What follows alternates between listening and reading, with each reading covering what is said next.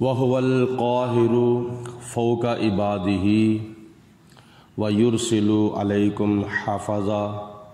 حَتَّى إِذَا جَاءَ أَحَدَكُمُ الْمَوْتُ تَوَفَّتْهُ رُسُلُنَا وَهُمْ لَا يُفَرِّطُونَ۔ سورۃ انعام کی آیت نمبر 61 ہے، جس میں اللہ پاک کی ذات بابرکات نے ارشاد فرمایا وَهُوَ الْقَاهِرُ فَوْقَ عِبَادِهِ، اللہ وہ اللہ ہے جو اپنے بندوں پر غالب ہے مختلف ذرائع سے، یعنی رزق دینے کے لحاظ سے، موت دینے کے لحاظ سے، حیات دینے کے لحاظ سے اور زندگی دینے کے لحاظ سے، یعنی کئی لحاظ سے اللہ اپنے بندوں پر غالب ہے۔ وَيُرْسِلُ عَلَيْكُمْ حَافِظًا، اور وہ تمہارے اوپر نگہبان بھیجتا ہے، یعنی فرشتے تمہارے اوپر بھیجتا ہے جو تمہارے اعمال کی نگرانی کرتے ہیں۔ ان میں سے یہ 2 فرشتے ہیں جو ہمارے کندھوں کے اوپر مامور ہیں، بائیں کندھے والا بدیاں لکھتا ہے اور دائیں کندھے والا نیکیاں لکھتا ہے۔ حَتَّى إِذَا جَاءَ أَحَدُكُمُ الْمَوْتُ، جب تم میں سے کسی کو موت آتی ہے، توفته رسلنا، تو ہمارے بھیجے ہوئے فرشتے تمہیں وفات دیتے ہیں، یعنی تمہاری روح قبض کرتے ہیں۔ حضرت سیدنا اسرائیل علیہ السلام کے ساتھ کئی فرشتے اور آتے ہیں، اور وہ اللہ تعالیٰ کے حکم سے جب کسی کا ٹائم آ جاتا ہے تو پھر اس کی روح کو قبض کرتے ہیں۔ وَهُمْ لَا يُفَرِّطُونَ، اور یہ اللہ کے فرشتے اللہ کے حکم پر عمل کرنے میں کوتاہی نہیں کرتے، جو خدا تعالیٰ کا حکم ہوتا ہے وہ کر دکھاتے ہیں۔ ثُمَّ رُدُّوا إِلَى اللَّهِ، جب قیامت کے دن یہ بندے زندہ ہوں گے دوبارہ، تو پھر اللہ تعالیٰ کے فرشتے جو ہیں وہ ان کو اللہ کی طرف لٹائیں گے۔ مولاہم الحق، جو ان کا مالک حقیقی ہے، یعنی اللہ تعالیٰ سب کا مالک حقیقی ہے، اور ہر کوئی قیامت کے دن قبر سے جب زندہ ہو کے اٹھے گا تو وہ اللہ کی بارگاہ میں حساب و کتاب کے لیے حاضر ہوگا۔ الا لہ الحکم، تو خبردار سن لو، حکم تو پھر اس وقت اللہ ہی کا ہوگا، جیسے خدا کا حکم ہوگا پھر ویسے کیا جائے گا۔ وَهُوَ أَسْرَعُ الْحَاسِبِينَ، اور وہ بہت جلد حساب لینے والا ہے۔ اللہ پاک اپنے بندوں کا بہت جلد حساب لینے والا ہے۔ قل، اے میرے پیارے رسول علیہ السلام، آپ ان مکے کے کافروں کو ارشاد فرما دیں، مَن يُنَجِّيكُمْ،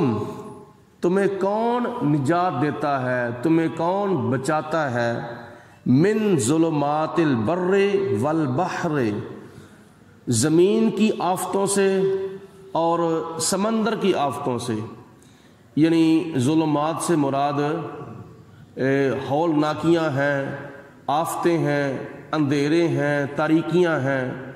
زمین کی تاریکی سے اور سمندر کی تاریکی سے تمہیں کون بچاتا ہے، یعنی جب رات آتی ہے تو زمین کے اوپر اندھیرا چھا جاتا ہے، اور پھر جب بارش آتی ہے تو پھر بھی سورج غائب ہو جاتا ہے بادل کے آگے، پھر بھی اندھیرا چھا جاتا ہے، آندھیاں آتی ہیں، طوفان آتے ہیں، تو ایسا وہ وقت معلوم ہوتا ہے جیسے سورج بالکل غروب ہو چکا ہے، چاہے دن کا وقت ہو، تو یہ تاریکی ہے۔ تو اسی طرح سمندر کے اندر تاریکیاں جو ہوتی ہیں، سمندر کی ہولناکیوں سے، تباہ کاریوں سے اور آفتوں سے تمہیں کون بچاتا ہے؟ جب تمہارے اوپر اس طرح کا وقت آ جاتا ہے تو پھر تمہیں اس طرح کے مصیبتوں سے کون نجات دیتا ہے؟ تدعونہ تضرعا وخفیہ، تو پھر تم ایسے وقت میں اللہ کو پکارتے ہو، پھر تمہارے بت جو ہیں وہ بھول جاتے ہیں، تمہارے جھوٹے خدا تمہیں اس وقت بھول جاتے ہیں، تو پھر تم اللہ کو پکارتے ہو، گڑ گڑا کر بھی پکارتے ہو اور خفیہ طور پر بھی پکارتے ہو، یعنی اونچی آواز سے بھی پکارتے ہو اور دل کے اندر بھی پھر تم اسی کو پکارتے ہو، اور ساتھ تم یہ بھی کہتے ہو لَإِنْ أَنْجَانَا مِنْ هَٰذِهِ، اگر ایسی آفتوں سے، ایسی ظلمتوں سے، تاریکیوں سے، ہولناکیوں سے اگر اللہ ہمیں نجات عطا فرمائے گا، ہمیں بچا لے گا، لَنَكُونَنَّ مِنَ الشَّاكِرِينَ، تو ہم اس کے ضرور شکر گزار بندے بن جائیں گے۔ پھر دل کے اندر تم یہ خیال کرتے ہو کہ ہم ایسا کریں گے اگر خدا تعالی ہمیں بچا لے، تو جب وہ تمہیں بچا لیتا ہے تو پھر تم اسی وقت شرک کے اندر، کفر کے اندر مبتلا ہو جاتے ہو۔ آج ہمارا حال بھی یہی ہے، خدا نے خواستہ اللہ نہ کرے، اللہ نہ کرے، اللہ نہ کرے، اگر زمین کے اوپر زلزلہ آ جاتا ہے تو پھر لوگ اپنے گھروں سے باہر نکل آتے ہیں کلمہ پڑھتے ہوئے، توبہ کرتے ہوئے، استغفار کرتے ہوئے، حتیٰ کہ لوگ اسی وقت جہاں کہیں بھی ہوتے ہیں، گھر کے سین کے اندر یا گلیوں بازاروں میں، چوکوں میں، سڑکوں کے اوپر جہاں کہیں بھی ہوتے ہیں، کئی لوگ وہیں پھر اللہ کی بارگاہ میں سجدہ ریز ہو جاتے ہیں، یا اللہ بچا لے، یا پروردگار عالم ہم تیری بارگاہ میں توبہ کرتے ہیں، یا اللہ ہم ایسا نہیں کریں گے، ہم نیک بن جائیں گے، یا اللہ ہماری توبہ قبول کروا، یا اللہ ہماری توبہ قبول کر لے، یا اللہ ہمیں بچا لے۔ تو زلزلے کی چند جھٹکے دیکھتے ہیں تو یہ دنیا دار سب کچھ بھول جاتے ہیں، اللہ کی بارگاہ میں سجدے میں گر جاتے ہیں۔ جب زلزلہ ختم ہوتا ہے پھر وہی رفتار بے ڈنگی جو پہلے تھی وہ اب بھی ہے۔ تو اسی طرح کافر بھی جب سمندر میں یا جنگلوں کے اندر جب تاریکیاں، ہولناکیاں آ جاتی ہیں تو پھر کافر لوگ جو ہیں وہ اپنے بتوں کو بھول کر اللہ کو پکارتے ہیں۔ جب خدا تعالیٰ ان کو ایسی ہولناکیوں سے نجات عطا فرماتا ہے تو پھر وہ شرک کے اندر، کفر کے اندر مبتلا ہو جاتے ہیں۔ قل، اے میرے پیارے حبیب علیہ السلام آپ ان کو ارشاد فرما دیں، اللہ ینجیکم منہا، اس مصیبت سے اور ایسی ہولناکیوں سے، تباہ کاریوں سے تمہیں اللہ نجات عطا فرمانے والا ہے، اللہ تمہیں بچانے والا ہے۔ کوئی بت، کوئی جھوٹا خدا، کوئی لات، عزا، منات، حبل، بحیرہ، وسیلہ، صاحبہ، حام، تمہارے جھوٹے خداؤں میں سے کوئی جھوٹا خدا تمہیں نہیں بچاتا، اللہ بچاتا ہے۔ وَمِن کُلِّ کَرْبٍ، اور ہر قسم کی تکلیف سے تمہیں اللہ تعالیٰ بچاتا ہے۔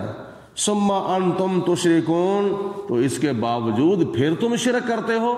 پھر تم کفر کرتے ہو، پھر تم اللہ کو چھوڑ کر بتوں کے سامنے سجدہ کرتے ہو۔ قل، اے میرے پیارے حبیب علیہ الصلوۃ والسلام آپ ان کو یہ بات بھی ارشاد فرما دیں، هو القادر علی، اللہ اس کام کے اوپر بھی قادر ہے،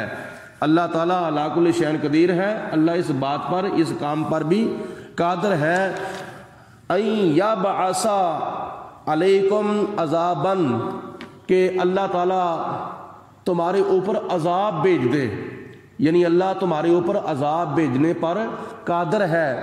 اور وہ کیسے کیسے عذاب بھیج سکتا ہے؟ من فوقکم، تمہارے اوپر سے عذاب بھیج سکتا ہے، جیسے حضرت نوح علیہ السلام کی قوم پر طوفان کی شکل میں خدا نے اوپر سے عذاب بھیجا تھا، حضرت لوط علیہ السلام کی قوم پر خدا نے اوپر سے پتھروں کی بارش نازل کر دی تھی، پتھروں کا عذاب بھیجا تھا، اور کئی مقامات پر خدا تعالیٰ نے اوپر سے ضرورت سے زیادہ بارشیں دے کر یہ عذاب بھیجا تھا۔ او من تحت ارجلکم، یا خدا تعالیٰ تمہارے قدموں کے نیچے سے بھی عذاب بھیج سکتا ہے، یعنی زلزلے کی شکل میں، زلزلہ چونکہ زمین پر آتا ہے، خدا تعالیٰ زلزلے کی شکل میں بھی تمہارے قدموں کے نیچے سے عذاب بھیج سکتا ہے۔ یا کئی مفسرین کرام نے یہ لکھا ہے کہ خدا تعالیٰ تمہارے نیچے ایسے ایسے نوکر جو ہے وہ بدکار اور نافرمان اور ایسے ایسے مشیر اور ایسے ایسے خادم جو ہے وہ تمہارے پاس بھیج دے گا جو تمہیں نقصان پہنچائیں گے، یا نیچے والے عذاب سے مراد نالیک اور نافرمان اولادیں بھی ہیں جو اپنے والدین کو دکھ دیتی ہیں، یعنی وہ چونکہ نیچے ہوتی ہیں اور یہ طوفان اور کیا نام ہے اس طرح کا عذاب اوپر سے آتا ہے بارشوں کی شکل میں۔ او یلبسکم شیعاً، یا اللہ تعالیٰ تمہیں مختلف گروہوں میں مختلف دھڑوں میں تقسیم کر دے گا۔ وَيُذِيقُ بَعْضَكُمْ بَأْسَ بَعْضٍ، یا تمہارے بعض کو بعض سے لڑا کر تمہیں اللہ تعالیٰ لڑائی کا مزہ چکھائے گا۔ انظر کیفا، اے میرے پیارے حبیب علیہ الصلوۃ والسلام دیکھیں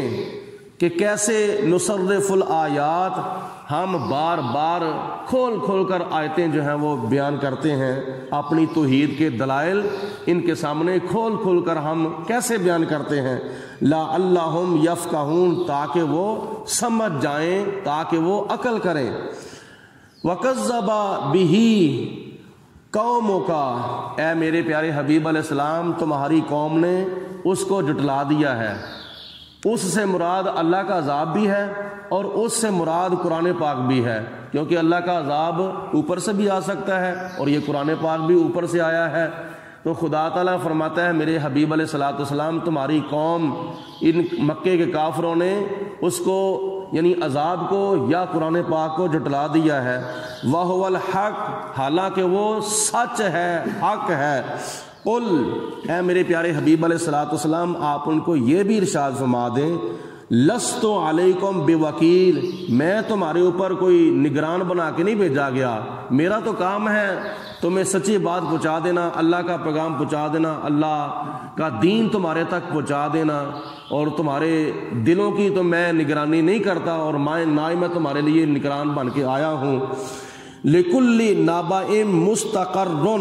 ہر ایک بات کے ظہور کا خدا تعالیٰ نے وقت مقرر کیا ہے۔ مثلا کسی کو خواب آتا ہے تو اگر پورا ہونا ہوتا ہے تو اس کے پورا ہونے کا ایک وقت اللہ تعالیٰ نے مقرر کیا ہے، 2 دن بعد یا 3 دن بعد یا 4 دن بعد، 40 سال کے بعد بھی بندے کے خواب پورے ہوتے ہیں، یا خدا تعالیٰ کی بارگاہ میں کوئی دعا کرتا ہے تو یہ ضروری نہیں ہے کہ اس کی دعا فوراً قبول ہو جائے، 2 دن بعد بھی قبولیت کا ظہور ہو سکتا ہے، سال بعد بھی قبولیت کا ظہور ہو سکتا ہے۔ اللہ پاک نے ہر ایک بات کے پورا ہونے کا وقت جو ہے وہ مقرر کیا ہے۔ وَسَوْفَ تَعْلَمُونَ، اور جب وہ خدا تعالیٰ کی باتیں جو ہیں وہ پوری ہو جاتی ہیں تو پھر تم جان لو گے کہ اللہ تعالیٰ کی ذات نے قرآن پاک میں کیا کیا فرمایا۔